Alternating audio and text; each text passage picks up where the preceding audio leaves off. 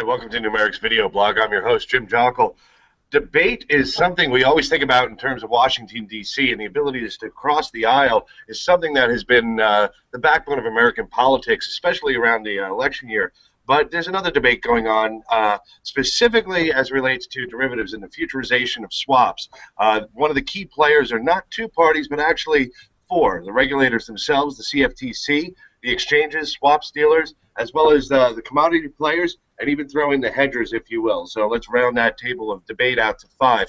With me today to talk about this is Vice President in the Client Solutions Group, Udi Sella of Numerix. Udi, welcome. Thank you. Good morning, Jim. Good to see you. Good to see you too, Udi. Udi, why don't you take us from a high level and start walking us through the debate and the positions of each of these players, as it's been quite an interesting discourse over the past few weeks. Sure. So we really need to understand what is behind each player. We'll try to touch that. So we start with the regulators. So obviously the main objective is to regulate the market, to make sure that the crash like the crash we experienced in 2008 will not happen again, and the taxpayers will not have to bail out institutions anymore. That's the regulators. Then we have the exchanges. So let's have a look at the economical context. Over the last year or so, trading volumes have declined, and if we look at the overall share of exchanges in the derivatives business, we're looking at something between 10 perhaps to 15%. So the interest of the exchanges, of course, is to capture more business. So they want trading derivatives over exchanges, of course, will give them both trading, if you like, and clearing revenues. So that would be the exchanges. Then we have players that we're looking at building SEFs, okay, so swap execution facilities, and we also need to understand that swap is a very broad definition. So it's not just swaps. Swaps would probably be the container for many other similar derivatives. So people have invested over the last 2 years into trading facilities to have cleared and regulated swaps. So obviously they want to see return on these investments. And then the next player is, the OTC players, the typical Goldman Sachs of this world, or even, large buy-side firms, maybe BlackRock and so forth. And they of course have an interest to see the business thriving within the OTC space, because this is how they make their own profits. And then we have to look at the commodity players, which probably most of them are comfortable with trading futures over the exchanges, because they get the price transparency and there is no price discrimination. We can touch that later a bit. And the last player to think of is the hedgers. So think, for instance, of an airline needing to mitigate energy costs like fuel. So typically these guys trade commodity swaps, which are pretty complex, very much customized, tailor-made if you like, and they most certainly need the flexibility of the OTC market, because moving into hedging via exchanges would mean increasing the trading volumes much heavily, because we need to understand that swaps are being composed of, basically are hedged using strips of futures. So that would mean that if I need to mitigate an exposure for the coming year or 2 years, I will need to trade an awful lot of futures. So that's in a nutshell. So one of the overarching goals that I think thematically we heard many times was leveling the playing field, right? So between the swaps and futures markets, ensuring consistency, transparency, consistent margins.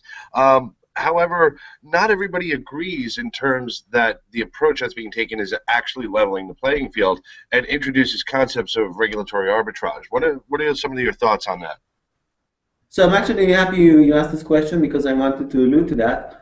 What happens today is that there are, in terms of how many days of margin one needs to put aside, the playground is not leveled, in my opinion. So if you look at futures, typically you have to set aside 1 day of margin. If you look at SEFs, you're looking at 5 days. And then, of course, if you're looking at uncleared I'm sorry, uncleared swaps, it could be even twice, or if you like, 10 times over futures. So that means, and this I kind of touched it before, people that invested into CEFs are now, they have, are in an inferior position as opposed to trading in exchanges because the cost is much more prohibitive. And the thing is that it basically what will happen, it will drain capital. If we take this airline that we mentioned earlier, it will take working capital out of the the daily business into margining, and it's an open question. Do we really want to do that, especially in the current economic climate? So I want to focus on that question of cost, and I think one of the estimates that have come in terms of clearing swaps could cost almost 5 times more than futures. Can you expand upon that just a little bit more? I know you touched on that just for a second there. Yes, looking from the side, it does look weird, and that indeed the cost over CEFs would be 5 times over. And if you listen to people like Gary Gensler from the CFTC, then he said that it is only natural to expect some changes in the industry landscape given the new regulation.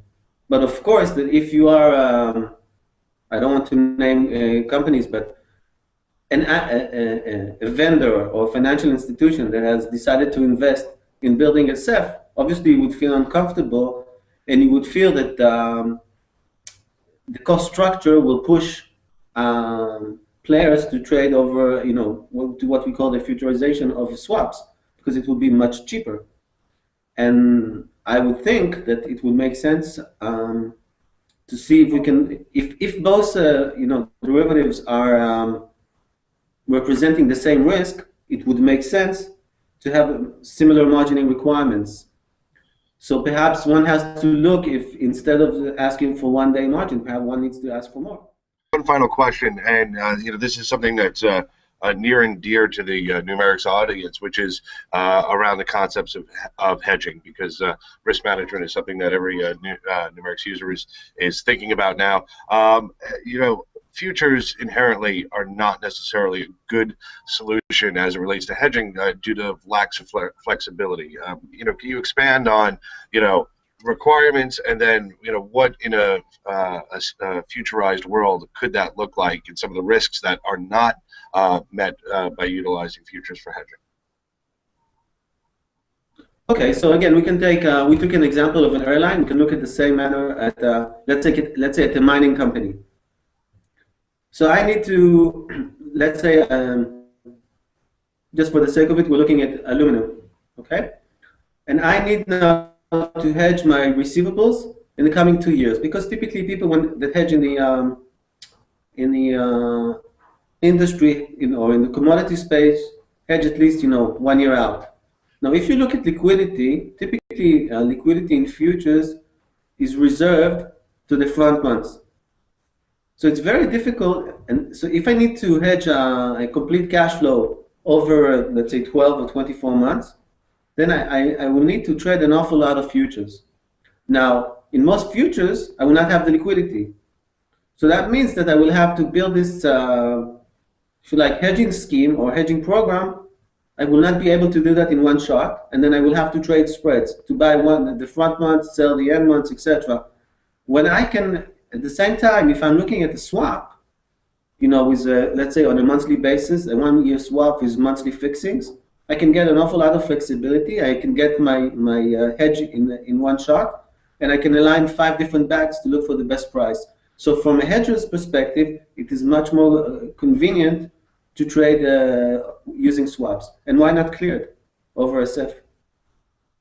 Udi, so much for your time today. Much appreciated. Clearly, this is going to be a debate we're going to be watching as we go forward, as the rules are getting finalized and everybody understands what the level playing field actually will look like.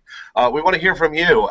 Please follow along on Twitter at NX Analytics, as well as on our blog. Any feedback, we're happy to hear from you and get involved into the debate as well. That'll do it for today. I'm Jim Jonkel, and thank you, Udi Sella, for your time, and we'll see you next time. Thank you. Thank you, Jim. Goodbye.